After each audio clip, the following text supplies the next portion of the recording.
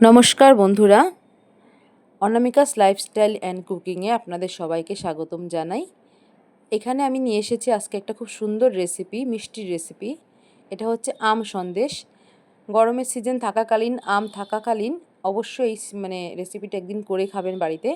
আমার মনে হয় ছোটো বড়ো সবার ভালো লাগবে। এখন আমি এখানে 1 লিটার দুধকে ছানা করে নিয়েছি। আমি ভিনিগার দিয়ে ছানা করেছি, ইচ্ছে করলে লেবু দিয়েও করে নিতে পারেন, তবে ছানা করে অবশ্যই ধুয়ে নেবেন। আর এখানে একটি আম কেটে আমি মিক্সিং জারে দিয়ে নিচ্ছি। এটা একটা মিহি পেস্ট বানাবো। আর পেস্ট হওয়ার পরে অবশ্যই একটা স্ট্রেইনারে দিয়ে ছেঁকে নিয়ে আসবেন, যাতে কোনো আঁশ না আসে। আর এখানে ছানাটা ছেঁকে আমি রেখে রেডি করেছি। এটাকে একটা হাত দিয়ে ভালো করে স্ম্যাশ করে মিহি করে নিতে হবে, একদম নরম করে ফেলতে হবে, যাতে কোনো লাম্পস না থাকে ছানার মধ্যে। একদম নরম, রসগোল্লার ছানা যেভাবে তৈরি করতে হয় সেই রকম মিহি পেস্ট একদম নরম করে ফেলতে হবে। আর সাইডে আমি বসিয়ে দিয়েছি 500 দুধ। এখানে ক্ষীর করতে বসিয়েছি এটাকে। এখানে আপনি মিল্ক পাউডারও ইউজ করতে পারেন, সেটা আপনার ইচ্ছে। খুব ভালো করে এটা ক্ষীর করে নিতে হবে।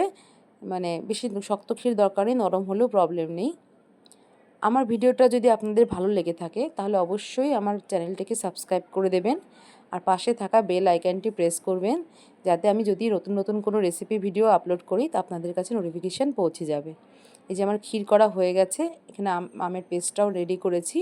এবারে আমি একটা কড়াতে সেই আমের পেস্টটা দিয়ে দিলাম, আর সঙ্গে দেব হচ্ছে চিনি।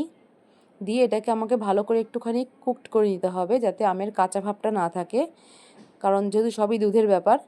তাই জন্য আমটা আমি একটু পাক দিয়ে নেবো ভালো করে, যাতে সুন্দর করে ফুটিয়ে নেবো। 2-3 মিনিট রান্না করে নেব। আমের কাঁচা ভাবটাও চলে যাবে, চিনিটাও পুরোপুরি গলে যাবে। এই যে দেখুন, যখন ফুটে উঠেছে তখন আমার এই আপনার ছানাটা আমি দিয়ে দিলাম এর মধ্যে মিশিয়ে। এবার ছানাটা দিয়ে ভালো করে এর সাথে মিশিয়ে নিতে হবে। আর যতক্ষণ না জল শুকোবে ততক্ষণ নেড়ে চেড়ে এটাকে রান্না করে নিতে হবে, সন্দেশের পাক আসা পর্যন্ত। এই যে দেখুন, সমস্ত জল শুকিয়ে গেছে ছানা এবং আমের। এবার আমি মিশিয়ে দেবো ওই ক্ষীরটা, যেটা আমি আগেই বানিয়ে রেখেছিলাম। ক্ষীরটা পুরোটাই লাগবে এতে। দিয়ে ভালো করে আবারও নাড়তে হবে, যাতে আবার খেয়াল রাখতে হবে যেন তলায় লেগে না যায়, তাহলে এটার বাজে গন্ধ হবে আর সেই সন্দেশের স্বাদ আসবে না। এই যে দেখুন, সুন্দর করে নেড়ে চেড়ে নিয়েছি। এটা অনেকক্ষণ টাইম নিয়ে করতে হবে, কারণ এটা খুব কঠিন একটা কাজ। অল্প হিটে, লো হিটে করতে হবে। এই যে আমি অনেকক্ষণ নাড়াচাড়া করে একদম কড়া থেকে যখন ছেড়ে দেবে, ছানার পাকটা চলে আসবে, যে আমি একটা শেপে আনতে পারবো, ততটা সময় এটাকে রান্না করতে হবে। এই দেখুন, আমার হয়ে এসছে প্রায়, কালারও চেঞ্জ হয়ে গেছে, এদিকে তেলও ছেড়ে দিয়েছে, দেখেই বুঝতে পাচ্ছেন। এই অবস্থাতে এটাকে একটা নামিয়ে নিতে হবে, এটার বেশি দরকার নেই আর। এই যে পুরো কড়া থেকে ছেড়ে এসেছে, দেখেই বোঝা যাচ্ছে। এবার আমি একটা সার্ভিং ডিশে এটা আমি নামিয়ে নিচ্ছি। এটা খুব সুন্দর একটা রেসিপি। আমের সিজন থাকাকালীন অবশ্যই একদিন বাড়িতে বানিয়ে খাবেন, আমার মনে হয় সবার ভালো লাগবে। আমি বানিয়েছিলাম, আমাদের বাড়িতে সবাই খুব পছন্দ করেছে।